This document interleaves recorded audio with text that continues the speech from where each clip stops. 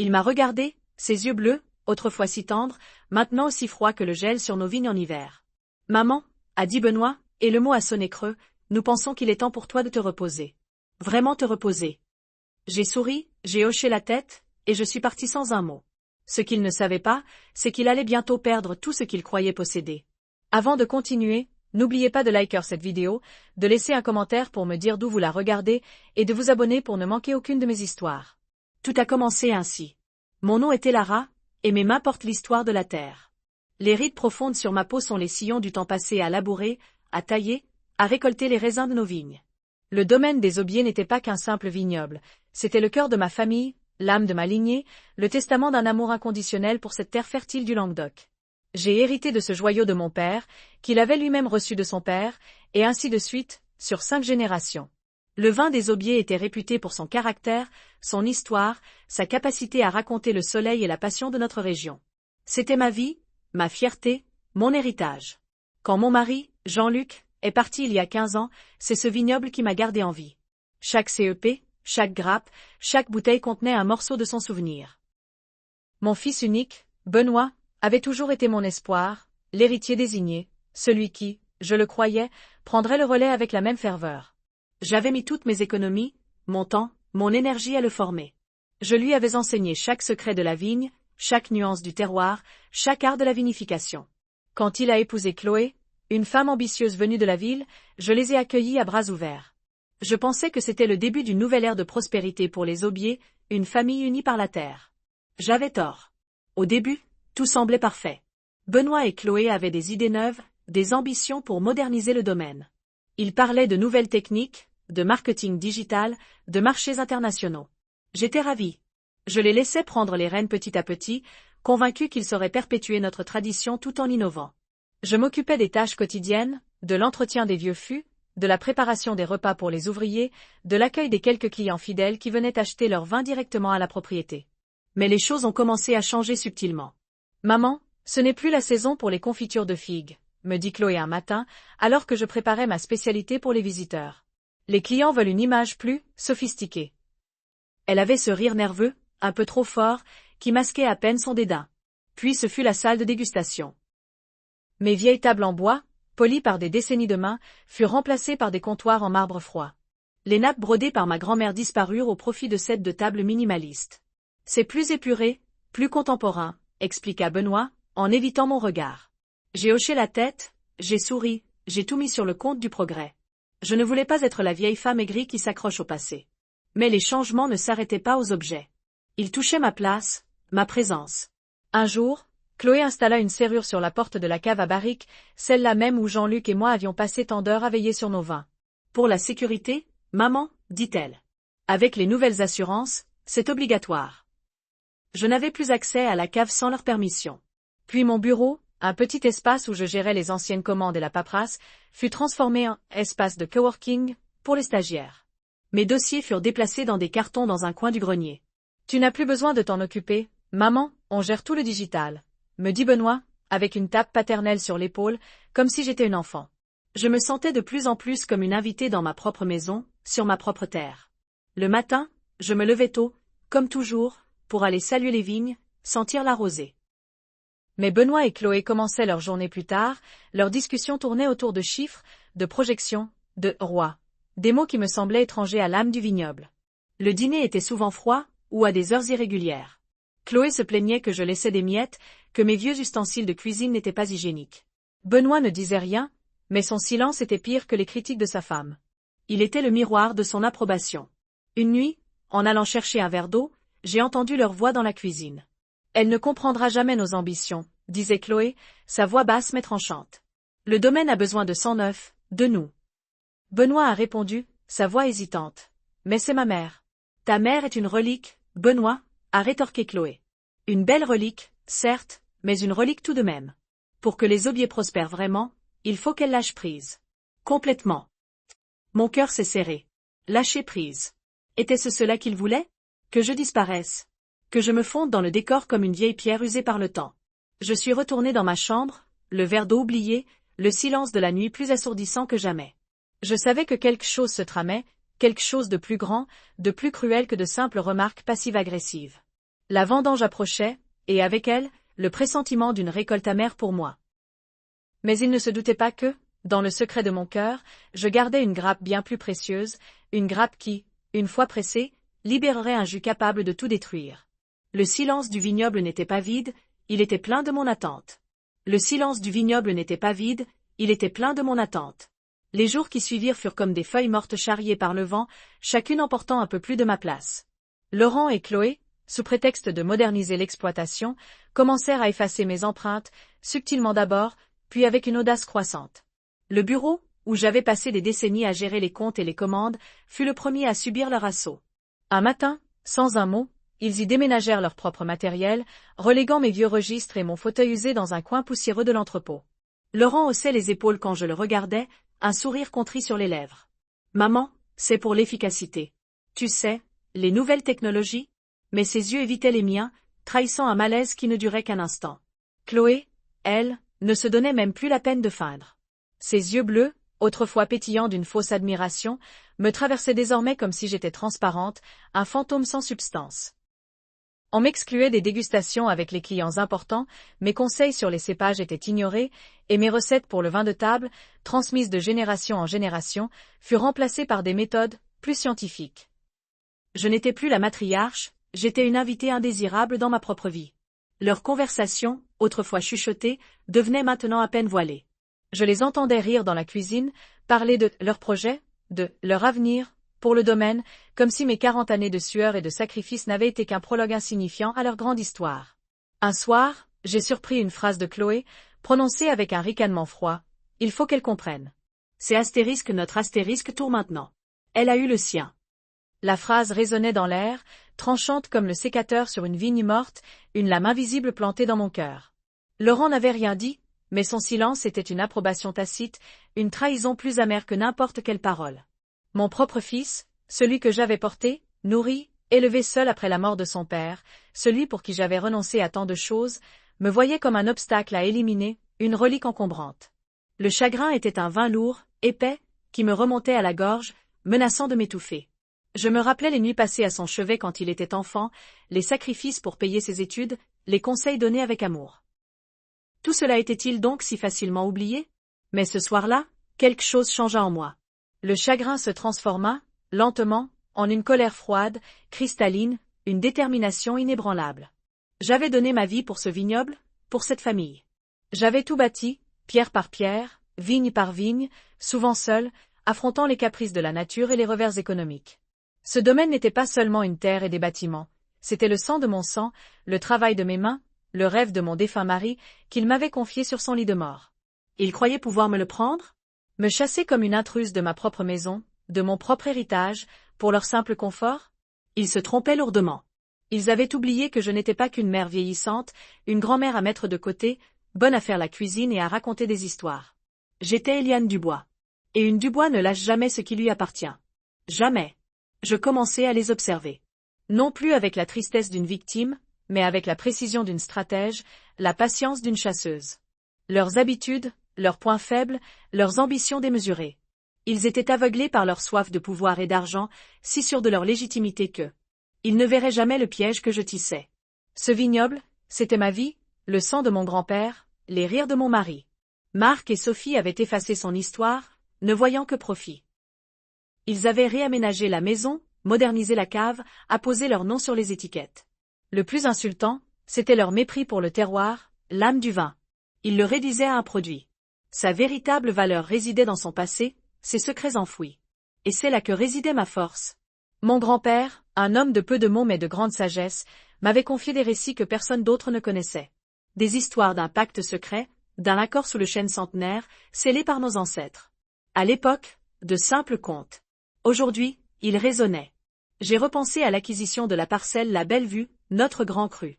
Mon grand-père l'avait achetée dans des circonstances étranges, après un hiver rigoureux. Il disait, ce que la terre donne, elle peut le reprendre. Une phrase énigmatique. Désormais, chaque mot était une pièce du puzzle.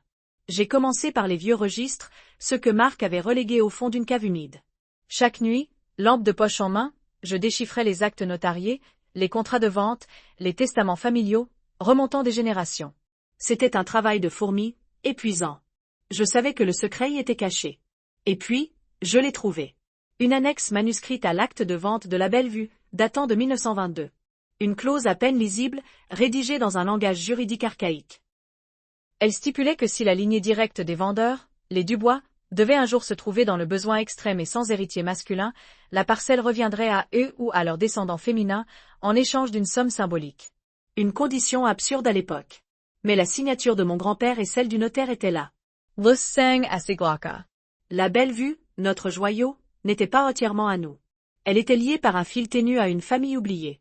La vengeance ne serait pas une explosion, mais une implosion.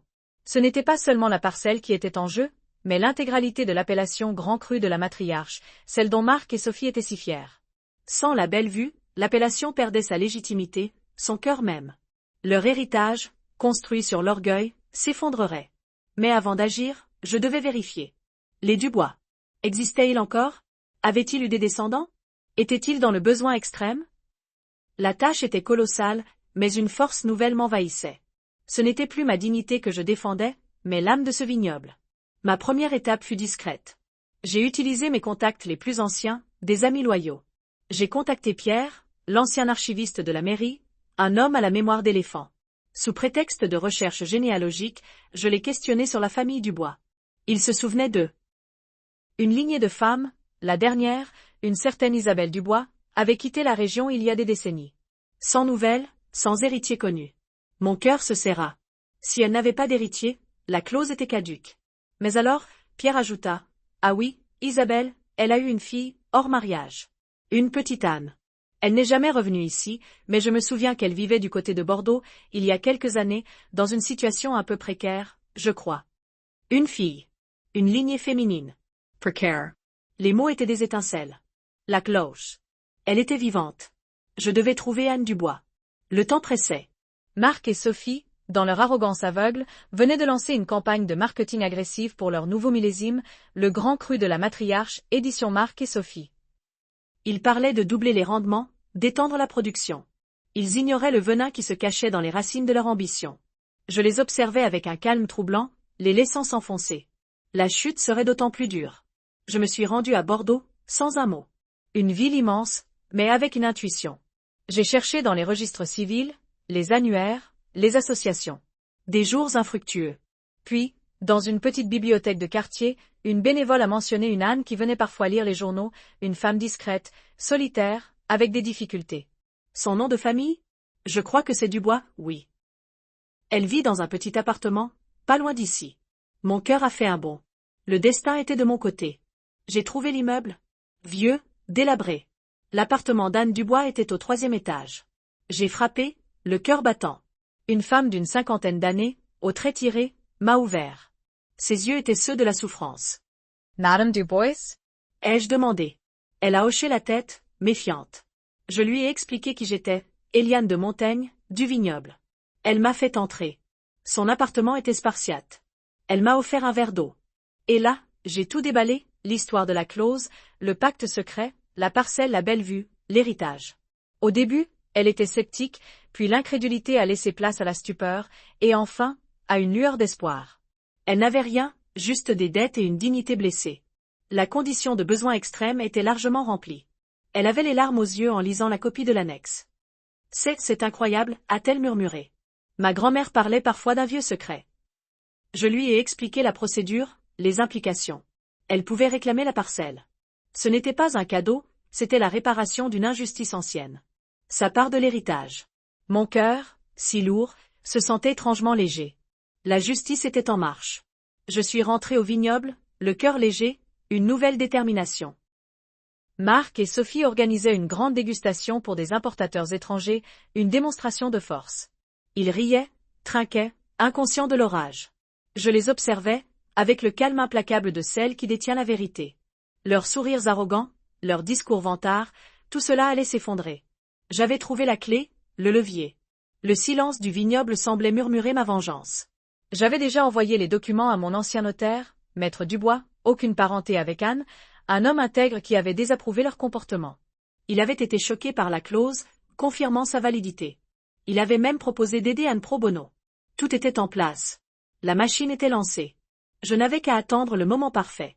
Le moment où leur fierté serait à son apogée et où leur chute serait la plus retentissante. Leurs faux pas, leurs déclarations pompeuses, tout servait mon dessein. Chaque jour les rapprochait de l'abîme. Ils ne se doutaient de rien, aveuglés par leur cupidité et leur certitude d'avoir gagné la partie. Le silence de ma petite maison en bois, nichée à l'orée du vignoble, était mon sanctuaire. De là, je pouvais observer sans être vu, comme une ombre ancienne veillant sur des intrus. Bastien et Clémence, eux, ne cherchaient plus la discrétion. Le domaine des murmures, le vignoble que mon père avait cultivé de ses mains et que j'avais fait prospérer, devenait leur jouet, leur scène. Clémence, avec ses robes flottantes et ses chapeaux extravagants, organisait des dégustations pour des influenceurs au sourire forcé. J'entendais leurs rires stridents, leurs exclamations superficielles sur des millésimes qu'ils ne comprenaient pas, des vins que mon mari et moi avions élevés avec passion. Bastien, lui, se pavanait, expliquant à qui voulait l'entendre ses innovations. Une nouvelle étiquette tapa accent grave l'œil, des cuves en acier inoxydable censées moderniser nos méthodes ancestrales. Il parlait de globalisation, de marchés émergents, des mots vides qui sonnaient faux dans le terroir. J'avais vu mon fils grandir, rêver de vastes étendues, mais jamais je n'aurais imaginé qu'il piétinerait l'héritage familial avec une telle désinvolture. Chaque conversation interceptée, chaque article de presse locale vantant leur vision audacieuse du domaine, renforçait ma conviction. Leur orgueil était une bulle prête à éclater. Je notais tout, méticuleusement, les dates des articles, les noms des journalistes, les chiffres de leur prétendue future récolte. Pas par rancœur, mais par précision. La vérité devait être servie froidement, avec des faits irréfutables. Ma préparation était silencieuse, méthodique. J'avais repris contact avec Monsieur Dubois, le notaire du village. Un homme d'une intégrité rare, qui avait connu mon père et mon grand-père. Je lui avais parlé de certaines irrégularités concernant l'acquisition du domaine, sans entrer dans les détails, sachant qu'il respecterait ma discrétion. Il avait promis de garder l'œil ouvert, de ne rien laisser passer. Mon atout, le secret que je gardais précieusement, concernait l'origine même de ce vignoble. Un secret enfoui sous des décennies de silence, une ombre dans l'acte de propriété original. Mes ancêtres avaient bâti leur fortune sur ce vignoble, mais un PAN de cette histoire avait été délibérément occulté, pour de bonnes ou de mauvaises raisons, cela n'avait plus d'importance. Ce qui comptait, c'est que cette omission rendait toute transaction ultérieure, y compris celle de Bastien, caduque. J'avais passé des jours, des nuits, à éplucher de vieux registres, des lettres jaunies, des testaments oubliés dans le grenier de ma petite maison. J'avais trouvé la preuve irréfutable, le document qui briserait leurs rêves. Ce n'était pas une vengeance impulsive, mais une réparation. Une justice pour tous ceux qui avaient œuvré dans ce vignoble, pour la terre elle-même. La date fatidique approchait. Bastien et Clémence avaient annoncé une grande fête de lancement pour leur nouveau millésime, le premier sous leur direction. Le rendez-vous était fixé à la mi-août, en plein cœur des vendanges, le moment le plus sacré pour nous, vignerons. Ils avaient invité la presse nationale, des acheteurs internationaux, et même le préfet. L'apogée de leur gloire éphémère. Je savais que c'était le moment parfait. Le plus grand cirque pour la plus grande chute. Une semaine avant l'événement, Clémence avait posté une vidéo sur les réseaux sociaux. Elle y dansait dans les allées du vignoble, un verre de notre rosé à la main, riant aux éclats. Le domaine des murmures renaît de ses cendres, s'exclama-t-elle, comme si nous, avant elle, n'avions été que poussière. Mon cœur ne serrait plus. Il était froid, dur, comme la pierre de nos vieilles caves. Leur arrogance était ma force. Leur aveuglement, mon allié la plus fidèle. Ils ne voyaient rien au-delà de leur propre reflet dans le miroir de leur ambition démesurée. Ils croyaient tout contrôler, tout posséder. Mais la terre, elle, ne se laisse pas dompter par de simples vanités. Elle a sa propre mémoire, ses propres secrets. Je passais mes journées à marcher dans les vignes qui n'étaient plus les miennes, ou du moins, qu'ils pensaient posséder. Je caressais les ceps, sentais le raisin mûrir sous le soleil.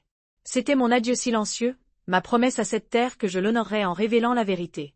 Je n'avais pas besoin de les voir pour savoir qu'ils étaient là, agités, surexcités par leur future consécration. Leur rire résonnait parfois jusqu'à ma porte, des éclats aigus, désagréables, comme le crissement d'un verre brisé. Le soir, je lisais et relisais les documents que j'avais rassemblés.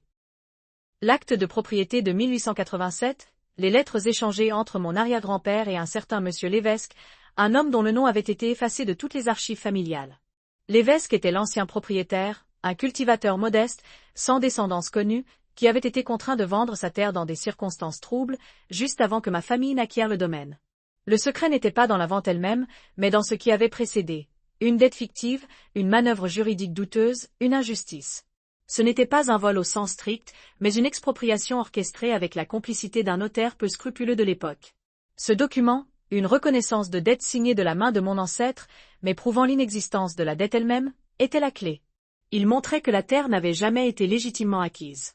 Un vice de forme fondamentale, dormeur depuis plus d'un siècle, qui rendait tout le reste nul et non avenu. Bastien et Clémence avaient acheté un château de cartes. Et j'étais sur le point de souffler. J'avais déjà contacté la presse locale, le même journal qui publiait leurs louanges. J'avais demandé une entrevue, pas pour me plaindre, mais pour partager une histoire méconnue du domaine des murmures. Ils avaient accepté, curieux, appâtés par le mystère. La date de l'entretien ? Le lendemain de leur grande fête. L'impact serait maximal. Ils seraient au sommet de leur orgueil, puis la chute serait brutale, publique. Je regardais les lumières du domaine s'allumer au crépuscule. Des projecteurs éclairaient la façade, les allées. Ils avaient même fait installer des guirlandes lumineuses dans les vignes. Une profanation, pensais-je. Mon cœur, pourtant, ne battait plus d'une rage folle, mais d'une certitude glacée. La nuit allait tomber. Demain, ils danseraient sur le volcan, et je serais celle qui, d'un geste calme, en activerait l'éruption. Il n'y aurait pas de retour en arrière. Pour eux, ni pour moi. L'héritage serait purifié par le feu de la vérité. Mon âme, enfin, trouverait la paix. Le soleil matinal peignait les vignes d'une lumière dorée, un spectacle que j'avais vu des milliers de fois, mais ce matin-là, il avait une beauté cruelle, annonciatrice de la fin. J'avais passé la nuit à réviser les documents, à me remémorer chaque détail, chaque date, chaque nom. La vérité était une lame aiguisée, et j'étais prête à la dégainer. Antoine et Sophie devaient arriver tôt pour ce qui devait être la célébration de leur victoire, la signature des derniers papiers de rachat de mes parts. Ils avaient organisé un petit déjeuner dans la salle de dégustation, un geste de fausse magnanimité, pensait-il. Je les attendais, assise à la table, une tasse de tisane fumante devant moi, le dossier scellé posé à mes côtés. Mon cœur ne battait pas plus vite. Il y avait seulement le calme d'une mission accomplie. La porte s'ouvrit, et ils entrèrent, rayonnants. Sophie portait une robe d'été légère, Antoine, une chemise immaculée. Leur sourire était large, un peu trop forcé. Ils s'assirent en face de moi, l'air de conquérant. « Bonjour, maman, » dit Antoine, avec une voix où perçait une satisfaction mal dissimulée. Prête à tourner la page. Sophie me lança un regard triomphant. Je les regardai, l'un après l'autre, et un léger sourire effleura mes lèvres. Plus que vous ne l'imaginez, répondis-je, ma voix aussi douce que le murmure du vent dans les feuilles de vigne. Avant de signer quoi que ce soit, il y a quelque chose que je dois vous montrer. Je glissai le dossier vers eux. Antoine fronça les sourcils, un soupçon d'inquiétude traversant son assurance. Sophie échangea un regard avec lui, puis prit le dossier. Elle l'ouvrit avec une curiosité mêlée de méfiance. Le silence de la pièce fut brisé par le froissement des papiers. Ses yeux parcoururent les pages, puis s'arrêtèrent, figés. Son visage devint pâle, puis verdâtre. Antoine, voyant sa réaction, se pencha pour lire par-dessus son épaule. Ses mains se mirent à trembler. Le dossier glissa de leurs doigts, les documents se répandant sur la table comme des feuilles mortes. C'étaient les analyses de sol, les registres d'achat de terrain, les correspondances avec le cadastre, les témoignages notariés. Les preuves. La preuve irréfutable que les parcelles les plus précieuses du vignoble, celles qui donnaient le grand cru, n'avaient jamais fait partie de la propriété familiale originale. Elles avaient été acquises illégalement par mon père dans les années 50, des terres volées à une famille voisine ruinée par la guerre, des terres dont le statut légal n'avait jamais été régularisé. Le secret. Le lourd secret que ma mère m'avait confié sur son lit de mort, me suppliant de ne jamais le révéler, pour protéger notre nom. Mais ils avaient brisé le nom, le mien, en me jetant dehors. Antoine se leva brusquement, renversant sa chaise. C'est un mensonge. Une falsification. Tu ne peux pas faire ça. Son visage était déformé par la rage et la panique. Sophie, les mains sur la bouche, ne pouvait articuler un son. C'est la vérité, Antoine, dis-je calmement, sans lever la voix. Chaque document est authentifié, chaque témoignage vérifié. Le grand cru, le cœur de votre héritage, n'a jamais été le nôtre. Et maintenant, le cadastre et les descendants de la famille Spire sont au courant. J'ai veillé à ce que les informations soient envoyées à toutes les autorités compétentes, ainsi qu'à la presse spécialisée dans le vin. Dès aujourd'hui, le vignoble sera sous le coup d'une enquête approfondie.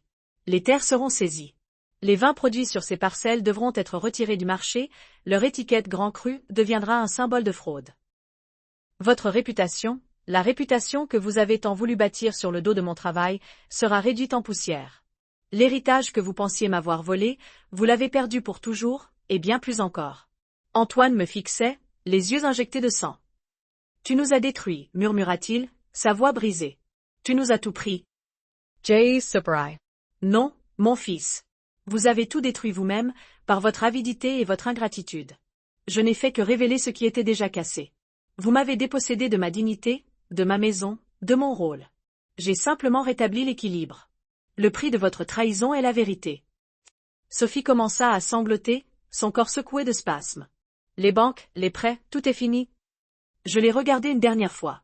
Il n'y avait aucune joie dans mes yeux, juste une profonde lassitude. La vengeance n'était pas douce, elle était nécessaire.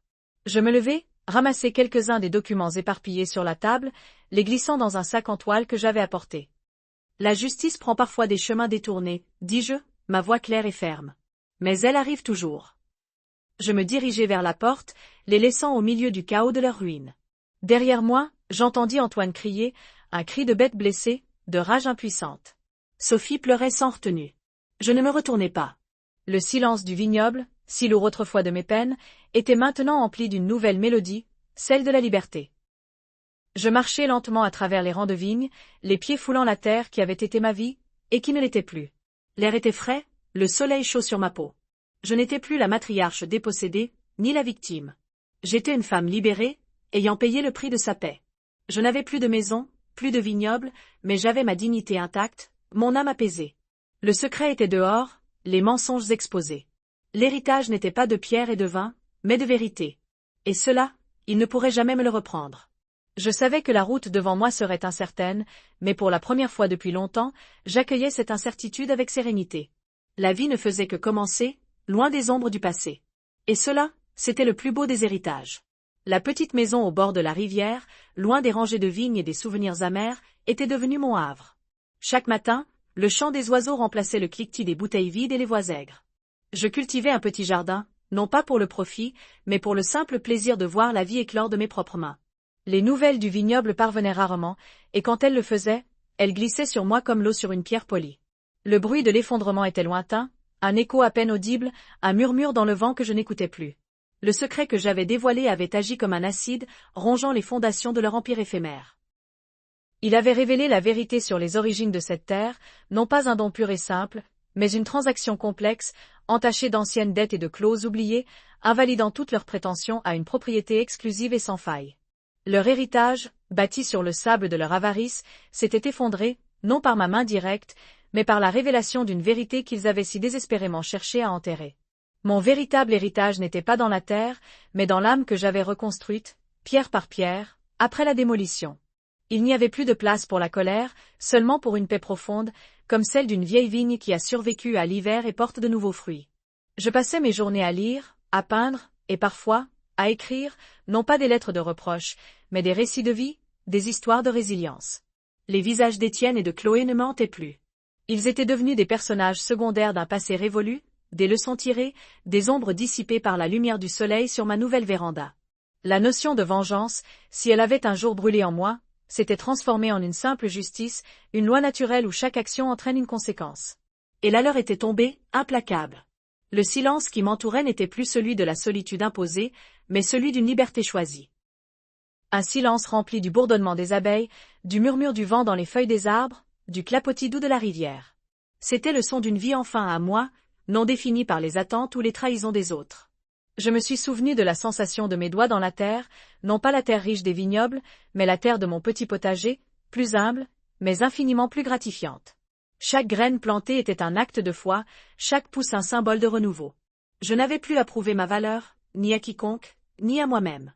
Mon existence n'était plus une revendication, mais une affirmation silencieuse. Les jours se succédaient, paisibles et mesurés. J'avais trouvé un petit groupe d'amis, des âmes simples et authentiques, qui ne me connaissaient pas par mon passé, mais par la femme que j'étais devenue. Nous partagions des repas, des rires, et le silence confortable de la compagnie. Les conversations portaient sur le présent, jamais sur les ombres d'hier. Je me suis rendu compte que le bonheur n'était pas une destination, mais un chemin, pavé de petites victoires et de moments de gratitude. Le vignoble, jadis le centre de mon univers, n'était plus qu'un point lointain à l'horizon, un chapitre refermé, son encre séchée. Parfois, une pensée furtive pour Étienne et Chloé traversait mon esprit, non pas avec regret, mais avec une curiosité détachée. Avait-il appris quelque chose de cette chute? Avait-il trouvé une autre voie, ou était-il condamné à répéter leurs erreurs? Je ne le saurais jamais, et cela m'était égal. Mon rôle dans leur histoire était terminé. Mon chemin était clair. La vie, avec toutes ses incertitudes, était devenue une promesse, non une menace. Chaque lever de soleil était un nouveau départ, chaque soir une douce conclusion. Et au cœur de tout cela, il y avait cette paix inébranlable, ce savoir profond que j'avais choisi la dignité plutôt que la destruction, la reconstruction plutôt que l'amertume. J'avais retrouvé mon propre domaine, non pas un vignoble de prestige, mais le vaste et fertile terrain de ma propre âme.